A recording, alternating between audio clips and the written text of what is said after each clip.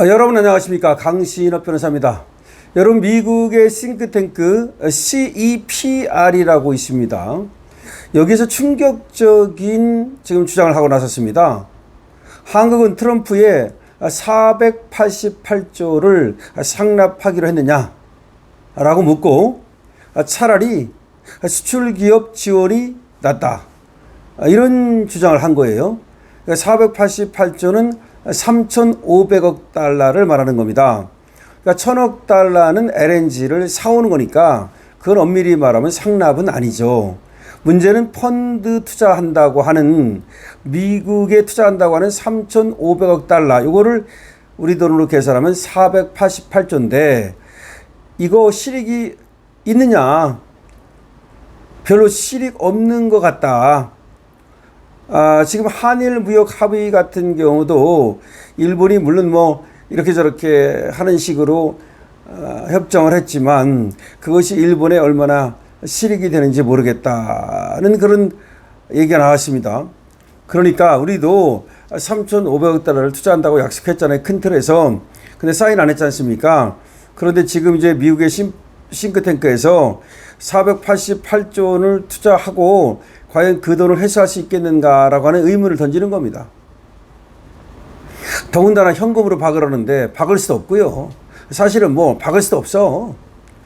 미국 진보 성향입니다. 싱크탱크 경제정책연구센터가 관세 인하를 위해 도널드 트럼프 미국 행정부에 3,500억 달러를 투자하기로 한 한국 정부의 약속을 두고 터무니없이 어리석은 결정이다.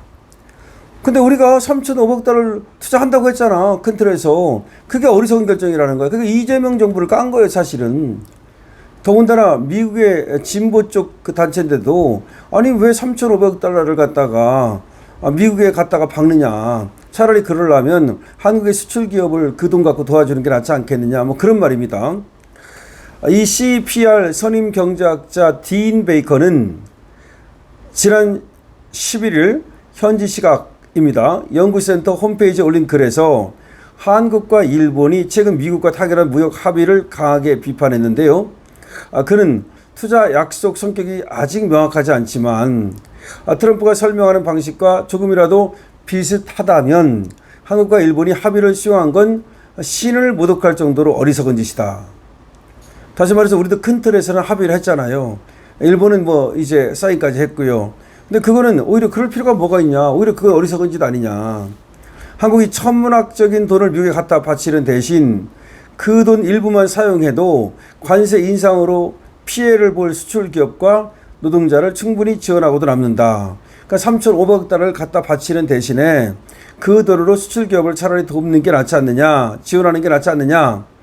물론 3,500억 달러를 갖다가 현금으로 박지 않고 뭐 보증이니 대출이니 그런다면 뭐 사실은 말이죠, 그러고 나서 관세를 낮추는 것도 손해는 아니에요.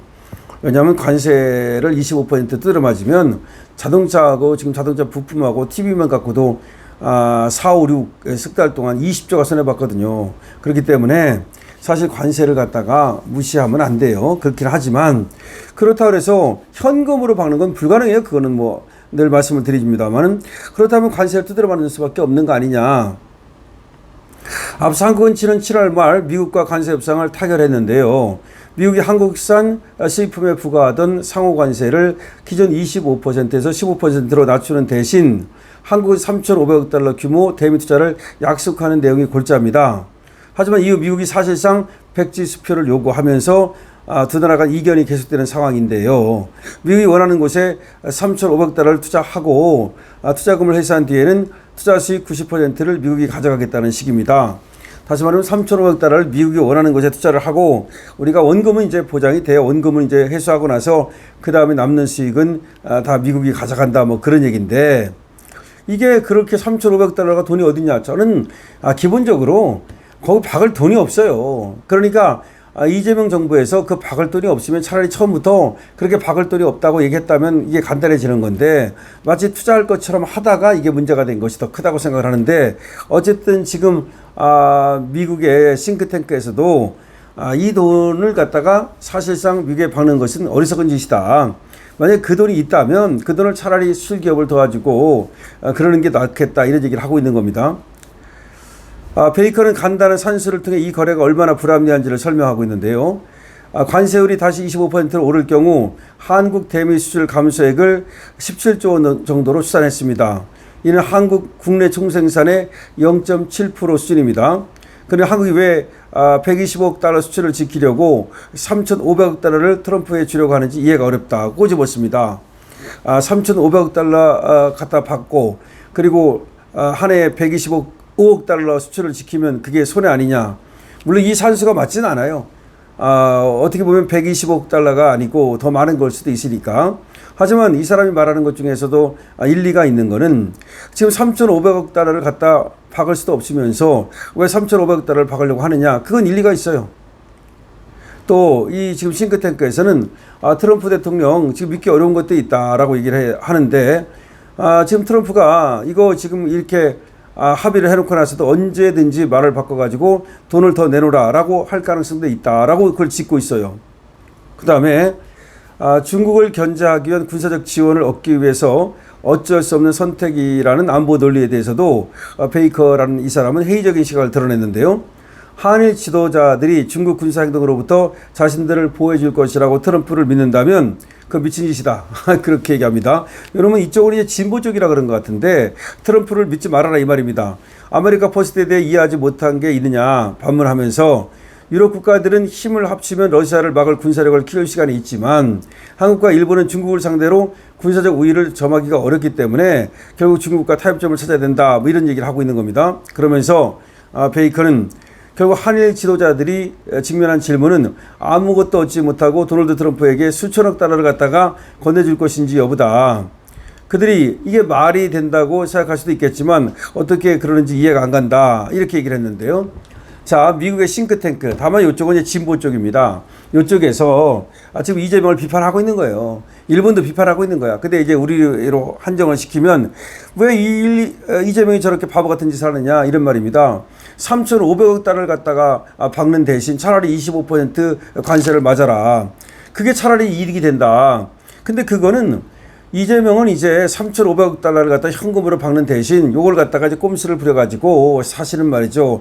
대출이나 보직이나 마스크나 이런 걸로 하려고 했던 거죠. 근데 그게 안 되고 이제 트럼프가 현금으로 박으라니까 여기서 이제 그 픽사리가 난 건데 어쨌든 3,500억 달러를 박는 건 어려워요. 불가능해요. 아니 어려운 게 아니라 돈이 없어. 불가능해. 그러면 이제 관세를 맞아야 되는데 문제는 관세를 25%만 때린다는 보장이 어딨냐고. 더 이제 빡쳐가지고 50으로 올리고 예를 들어서 뭐 300까지 올릴 수도 있다 이런 얘기까지 나오는데 300은 아니라 하더라도 이게 뭐 25, 30 이렇게 올릴 가능성도 있는 거고 그 다음에 지금 이 사람이 말하는 것 중에서 하나 뭐 틀린 건 있어요. 어차피 유럽은 자기들끼리 뭉쳐가지고서 러시아를 막을 수 있지만 한국과 일본을 뭉친다 하더라도 뭐 중국을 망칠 수 없다 그런 막을 수 없다 이런 얘기 하는데 그건 아니야. 한국과 일본, 필리핀, 미국, 뭐 미국하고 대만 다 하나가 합치는 거니까 이러면 이제 진보 쪽이니까 이런 얘기를 하는 거고 기본적으로 막을 수는 있어요. 그렇지만 여기서 이제 트럼프의 어떤 그 생각을 읽을 필요는 있다고 저도 봐요. 그러니까 우리도 아무리 이재명 정권이 뭐 잘못하고 어쩐다고는 하지만 그래도 한국의 이익, 우리가 지금 대한민국 이익을 지켜야 되고 대한민국 국민을 지켜야 되잖아요. 저는 애국자입니다. 그러니까 여러분들도 애국자입니다. 그러니까 우리나라가 잘 되는 걸 원해요. 잘못되기를 바라진 않아요. 아무리 이재명이 밉다 하더라도 그거는 이재명이 언제까지 할지도 모르겠습니다만은 이재명 때문에 대한민국이 망할 수는 없는 거 아니에요. 이재명이 뭐 지금 뭐 잘못해가지고 대한민국 망가뜨리면 그 다음에 누가 다른 사람이 온다 하더라도 이거 다시 회복시키기가 어려울 거예요. 그러니까 망가뜨리면 안 돼요. 그럼 망가뜨리지 않으려면 3,500억 달러를 갖다 현금으로 박으면 안 돼요. 그건 불가능해요. 그리고 금방 IMF 와요. 그건 안 된다.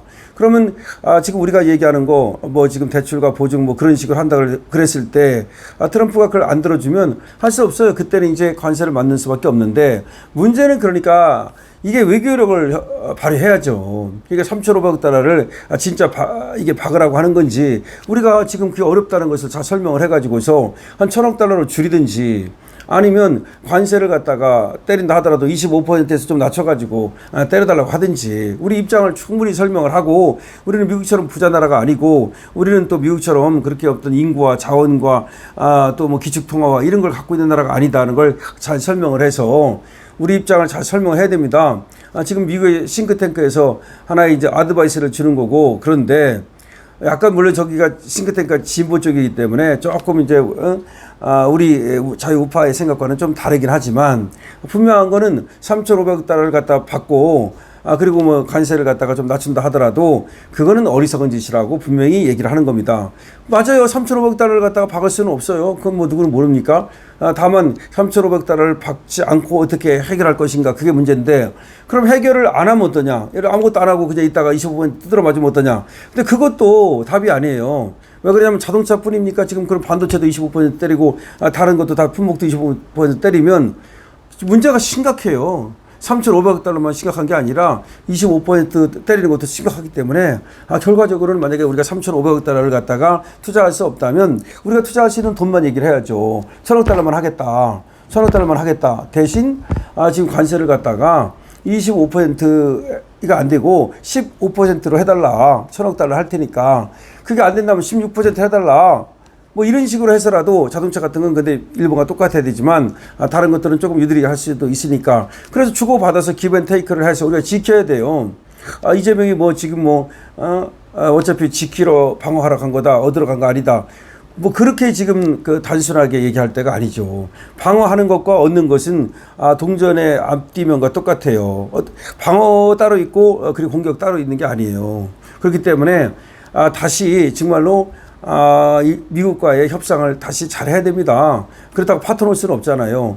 지금 러트닉이 유연함은 없다고 말하면서 처음 하자는 대로 하자 이건데 이번에 우리 김정관 산업통상부 장관 또 갔다가 빈손으로 돌아왔어요. 그래서 기자들이 물으니까 다 묵묵부답 하는데 이거 그렇게 해서 될 게 아닙니다. 국민들한테 모든 것을 알리고 어떻게 하면 가장 좋은 방법으로 관세 협상을 맺을 수 있을지를 우리가 생각하고 그거를 도출해 내야 됩니다. 여러분들 어떻게 생각하십니까? 여러분들의 의견을 댓글로 많이 달아주시기 바랍니다. 강신업TV에 대해서 좋아요와 구독을 부탁드립니다. 강신업TV 쇼핑몰이 있습니다. 거기에 남재현 원장의 앨범이 저희들이 소개시켜 드리고 있는데요. 2+1 한번 여러분께서 한번 쇼핑몰에 들어가 보시죠. 강신업TV입니다.